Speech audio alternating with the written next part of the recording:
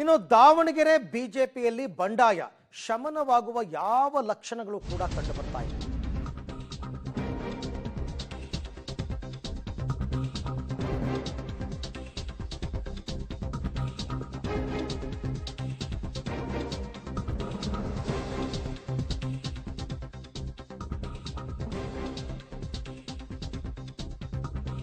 ದಾವಣಗೆರೆ ಬಿಜೆಪಿಯಲ್ಲಿ ಭಿನ್ನಮತ ತಣ್ಣಗಾಗ್ತಾ ಇಲ್ಲ. ಸಿದ್ದೇಶ್ವರ್ ಫ್ಯಾಮಿಲಿ ವಿರುದ್ಧ ಅಸಮಾಧಾನಿತರು ತೊಡೆ ತಟ್ಟಿದ್ದಾರೆ. ಹೆಂಗೆ ಅಂದ್ರೆ ಬಿಜೆಪಿ ಅಭ್ಯರ್ಥಿಯ ವಿರುದ್ಧ ಕಣಕ್ಕಿಳಿಸೋದಕ್ಕೆ ರೆಬಲ್ಸ್ ಟೀಮ್ ಸಿದ್ಧತೆ ಮಾಡ್ಕೊತಾ ಇದ್ದಾರೆ.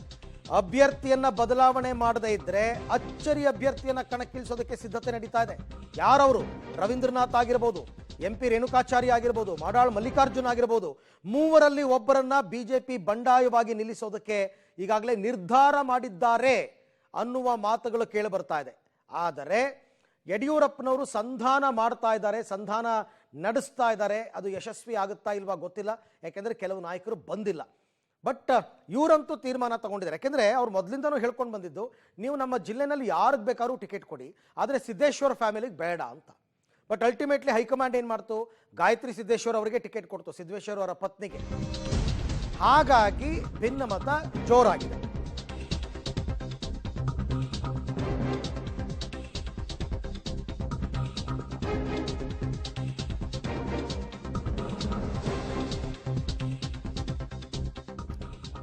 ದಾವಣಗೆರೆ ಬಿಜೆಪಿಯಲ್ಲಿ ಭಿನ್ನಮತ ಜೋರಾಗಿರೋ ಹಿನ್ನೆಲೆಯಲ್ಲಿ ಮಾಜಿ ಸಿಎಂ ಯಡಿಯೂರಪ್ಪ ಸಂಧಾನ ಮಾತುಕತೆಯನ್ನ ಮಾಡ್ತಾ ಇದ್ದಾರೆ.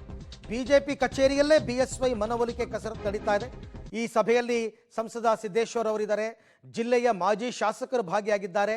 ಆದರೆ ಈ ಸಭೆಗೆ ರೇಣುಕಾಚಾರ್ಯ ಮತ್ತು ರವೀಂದ್ರನಾಥ್ ಅವರು ಗೈರಾಗಿದ್ದಾರೆ.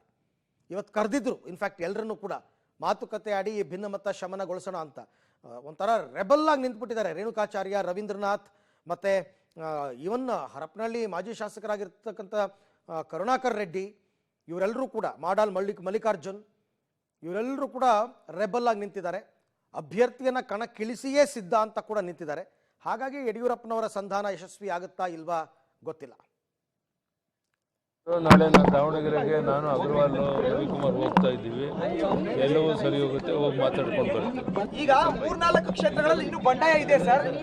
ಎಲ್ಲವೂ ಸರಿ ಹೋಗುತ್ತೆ, ಯಾವುದೂ ಸಮಸ್ಯೆ ಇಲ್ಲ. ಇನ್ನೊಂದು ಕ್ಷೇತ್ರ ಇವತ್ತು ನಾಳೆ ಅನೌನ್ಸ್ ಮಾಡ್ತಾರೆ, ಚಿತ್ರದುರ್ಗ. 28ಕ್ಕೆ 28 ಗೆಲ್ಲಕ್ಕೆ ನಮ್ಮ ಶಕ್ತಿ ಮೀರಿ ಪ್ರಯತ್ನ ಮಾಡ್ತಾ ಇದ್ದೀವಿ. ಅದರಲ್ಲಿ ಯಶಸ್ವಿ ಆಗ್ತೀವಿ ಅನ್ನೋ ವಿಶ್ವಾಸ. ಎಲ್ಲರೂ ಬಂದಿದ್ರು, ನಾಳೆ ನಾನು ಎಲ್ಲ ಬಗೆಹರಿಸ್ತಾರೆ. ಯಾರು ಬಂಡಾಯ ಇಲ್ಲ, ಎಲ್ಲ ಸರಿ ಹೋಗುತ್ತೆ. ರೇಣುಕಾಚಾರ್ಯ ಅವರು ರವೀಂದ್ರನಾಥ್ ಅವರು ಬಂದಿಲ್ಲ, ಎಲ್ಲ ಸರಿ ಹೋಗುತ್ತೆ.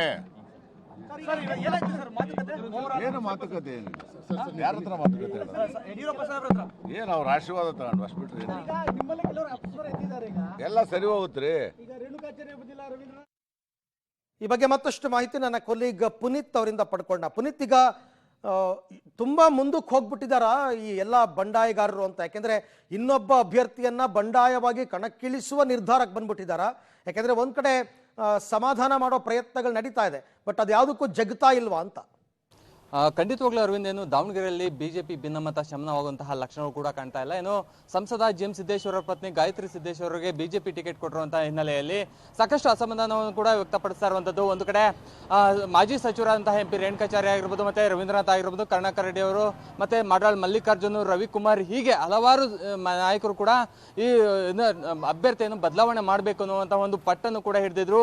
ಅಂದ್ರೆ ಟಿಕೆಟ್ ಘೋಷಣೆ ಆಗೋದಕ್ಕಿಂತ ಮುಂಚೆನೆ ಕೂಡ ರಾಜ್ಯ ನಾಯಕರಿಗಾಗಿರ್ಬೋದು, ಮತ್ತೆ ಕೇಂದ್ರ ವರಿಷ್ಠರು ಕೂಡ ಒಂದು ಮನವಿಯನ್ನು ಕೂಡ ಮಾಡಿದ್ರು, ಹೊಸಬರಿಗೆ ಒಂದು ಟಿಕೆಟ್ ಅನ್ನು ಕೊಡಿ. ಯಾಕಂತ ಹೇಳಿದ್ರೆ ಕಳೆದ 6 ಬಾರಿ ಕೂಡ ಅದೇ ಜಿಎಂ ಸಿದ್ದೇಶ್ವರ ಕುಟುಂಬಕ್ಕೆ ಕೊಡ್ತಾ ಬಂದಿರಾ, ಅದು ಕುಟುಂಬ ರಾಜಕಾರಣ ಆಗುತ್ತೆ. ಈಗ ಹೊಸಬರಿಗೆ ಕೊಡಿ, ಯಾಕಂದ್ರೆ ಕಾರ್ಯಕರ್ತರು ಬಾವುಟ ಕಟ್ಕೊಂಡೇ ಇರ್ಬೇಕಾ, ಅವರು ಕೂಡ ಆಗ್ಬೇಕು ಅನ್ನುವಂತಹ ಒಂದು ಮನವಿಯನ್ನು ಕೂಡ ಮಾಡಿದ್ರು. ಆದ್ರೆ ಯಾವುದೇ ರೀತಿಯಂತಹ ಅವರ ಮನವಿಗೆ ಸ್ಪಂದಿಸದೆ ಜಿಎಂ ಸಿದ್ದೇಶ್ವರ ಪತ್ನಿ ಗಾಯತ್ರಿ ಸಿದ್ದೇಶ್ವರ ಕೊಟ್ಟಿರುವಂತಹ ಹಿನ್ನೆಲೆಯಲ್ಲಿ ಸಾಕಷ್ಟು ಒಂದು ಬಂಡಾಯನ್ನು ಕೂಡ ವ್ಯಕ್ತಪಡಿಸಿರುವಂತದ್ದು. 19 ಒಳಗೆ ಕೇಂದ್ರ ನಾಯಕರಾಗಿರ್ಬೋದು ಮತ್ತೆ ರಾಜ್ಯ ನಾಯಕರು ಅಭ್ಯರ್ಥಿಯನ್ನು ಚೇಂಜ್ ಮಾಡಲಿಲ್ಲ ಅಂತ ಅಂದ್ರೆ ಅಚ್ಚರಿಯಾದಂತಹ ಒಂದು ಅಭ್ಯರ್ಥಿಯನ್ನ ನಾವು ಬಂಡಾಯವಾಗಿ ಕಣಕ್ಕಿಳಿಸ್ತೀವಿ. ಅದೇ ಬಿಜೆಪಿ ಹೊರತಾಗಿ ನಾವು ಕಣಕ್ಕಿಳಿಸಲ್ಲ, ಬಿಜೆಪಿ ಅಂತಂದ್ರೆ ನಾವು ಕಣಕ್ಕಿಳಿಸ್ತೀವಿ, ಮೋದಿ ಅವರಿಗೆ ಒಂದು ಸಪೋರ್ಟ್ ಕೂಡ ಮಾಡ್ತೀವಿ. ಆದ್ರೆ ಯಾವುದೇ ಕಾರಣಕ್ಕೂ ಕೂಡ ಹಾಲಿ ಸಂಸದ GM ಸಿದ್ದೇಶ್ವರ ಅವರ ಪತ್ನಿಗೆ ಯಾವುದೇ ಕಾರಣಕ್ಕೂ ಕೂಡ ಅವ್ರಿಗೆ ಟಿಕೆಟ್ ಕೊಟ್ಟಿದ್ದಾರೆ. ಆದ್ರೆ ಅವ್ನ ಬದಲು ಮಾಡ್ಬೇಕನ್ನುವಂತಹ ಒಂದು ಟಿಕೆಟ್ನ ಬದಲು ಮಾಡ್ಬೇಕನ್ನುವಂತಹ ಒಂದು ಪಟ್ಟನ್ನು ಕೂಡ ಹಿಡಿದಿರುವಂತದ್ದು. ಈ ಹಿಂದೆ ಅಂದ್ರೆ ಕೇಂದ್ರ ನಾಯಕರಾಗಿರ್ಬೋದು ಮತ್ತೆ ರಾಜ್ಯ ನಾಯಕರು ಯಾರಾದ್ರೂ ಬಂದು ಒಂದು ಈ ಬಂಡೆಯನ್ನು ಶಮನ ಮಾಡ್ತಾರ ಅನ್ನುವಂತಹ ಒಂದು ಗೋಜ್ಗೆ ಅಂದ್ರೆ ಯಾರಾದ್ರೂ ಬರ್ತಾರ ಅಂತ ಅನ್ಕೊಂಡಿದ್ರು. ಆದ್ರೆ ಇದುವರೆಗೂ ಕೂಡ ಯಾರು ಬಂದಿಲ್ಲ. ನಾವು ಕೂಡ ಯಾವುದೇ ರಾಜ್ಯ ನಾಯಕರಾಗಿರ್ಬೋದು ಮತ್ತೆ ಕೇಂದ್ರ ನಾಯಕರಿಗೆ ಇನ್ ಮುಂದೆ ಮನವಿನೂ ಕೂಡ ಮಾಡಲ್ಲ. ಏನು 19ರೊಳಗೆ ಕಾದ್ ನೋಡುವ ತಂತ್ರವನ್ನು ಕೂಡ GM ಸಿದ್ದೇಶ್ವರ ವಿರುದ್ಧ ಎಸ್ ರವೀಂದ್ರನಾಥ್ ಆಗಿರ್ಬೋದು ಮತ್ತೆ ಕರ್ಣಾಕರ ರೆಡ್ಡಿ ಅವರಿರ್ಬೋದು ಮತ್ತೆ ರೇಣುಕಾಚಾರ್ಯ ಟೀಮ್ ಸಾಕಷ್ಟು ಒಂದು ಕಾದು ನೋಡುವ ತಂತ್ರಕ್ಕೆ ಮುಂದಾಗಿರುವಂತದ್ದು. Arvind, thank you. ತಮ್ಮೆಲ್ಲ ಮಾಹಿತಿಗಾಗಿ ಧನ್ಯವಾದ.